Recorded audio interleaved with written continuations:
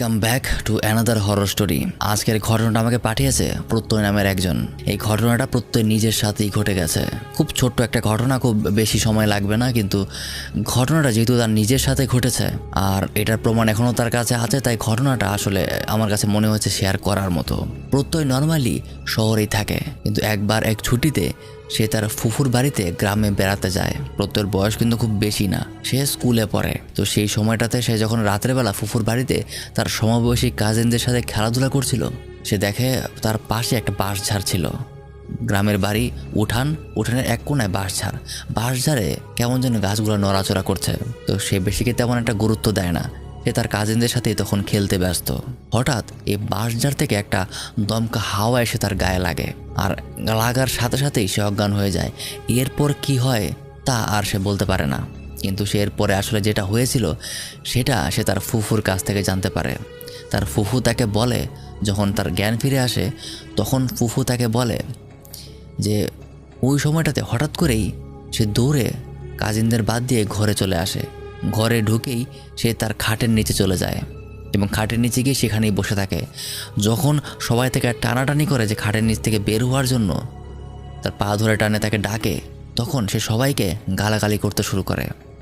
অথচ প্রত্যয় এগুলো কিছুই মনে করতে পারে না, তার মাথায় একদম নেই। এখনও পর্যন্ত সে বলতে পারে না যে আসলে সেই রাতে কী হয়েছিল তার সাথে। এগুলো তার ফুফু তাকে বলেছে যে হঠাৎ করেই সে দৌড়ে এসে ঘরে ঢুকেই খাটের নিচে চলে যায়। আর যখন কেউ তাকে বের হয়ে আসতে বলে, সে তাকে অশ্লীল একদম বিশ্রী ভাষায় গালাগালি করতে শুরু করে। তারপর অনেক চেষ্টা করে রাত আনুমানিক 11টা সাড়ে 11টার দিকে তাকে কোনো রকমে খাটের নিচ থেকে বের করে আনা হয়। সে তখন জোর করছিল, এতটা জোর করছিল যে মনে হচ্ছিল সে খুবই শক্ত সামর্থ্য একটা পুরুষ।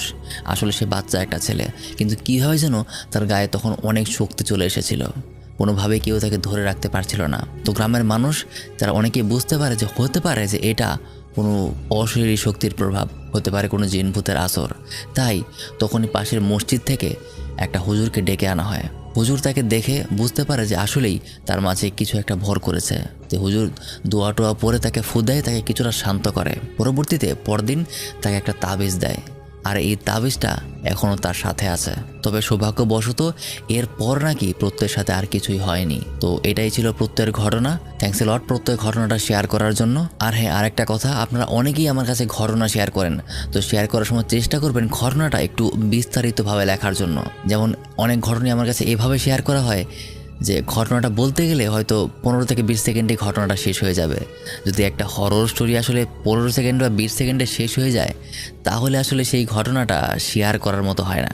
তাই যদি ঘটনা শেয়ার করতেই যান, ঘটনাটা খুব বিস্তারিত করে গুছিয়ে লেখার চেষ্টা করবেন, যেন 10-15 সেকেন্ডে ঘটনা শেষ না হয়ে যায়। যেমন রিসেন্টলি কিছুদিন আগেই একটা ঘটনা আমার সাথে শেয়ার করা হয়েছে, সেটাও একটা ছোট ভাইয়া শেয়ার করেছে। সেটা তার ঘটনা ছিল কিছুটা এরকম যে একদিন সে ঘুম থেকে উঠলো, বাথরুমে গেল, কে দেখলো একটা ভূত বসে আছে। আমি জিজ্ঞেস করলাম, তারপর বলছে হ্যাঁ এটাই আমার ঘটনা। আমি বুঝতে পারলাম যে হয়তো তার বয়স কম, অনেক বেশি কম, সে আসলে বুঝতে পারতেছে না যে স্টোরি কিভাবে বলতে হয়, ঘটনা কিভাবে বলতে হয়। আর আদারওয়াইজ সে আসলে জাস্ট নিজের ঘটনার নাম শুনতে চায়, শুধুমাত্র এই কারণে বানিয়ে বানিয়ে বলছে। তো প্লিজ, আমি আসলে বানানো কোনো ঘটনা শেয়ার করতে চাই না। আমি সেই ঘটনাই শেয়ার করতে চাই যেগুলো সরাসরি আপনি শুনেছেন অথবা আপনার নিজের এক্সপিরিয়েন্স, যেগুলো শুনতে কখনোই অ্যাটলিস্ট মিথ্যা মনে হবে না। থ্যাঙ্কস এ লট থাকার জন্য। আর প্লিজ, আপনার ঘটনা থাকলে শেয়ার করতে পারেন, কিন্তু শেয়ার করার সময় অবশ্যই একটু বিস্তারিত আকারে গুছিয়ে শেয়ার করবেন, যেন ঘটনাটা শুনে মনে হয় যে ঠিক আছে 10 সেকেন্ডে শেষ হয়ে গেল, এরকম যাতে না হয়। তো ভালো থাকবেন, পরবর্তীতে আবার দেখা হবে কোনো হরর স্টোরি নিয়ে। Tata. Hello and welcome back to another horror story. আজ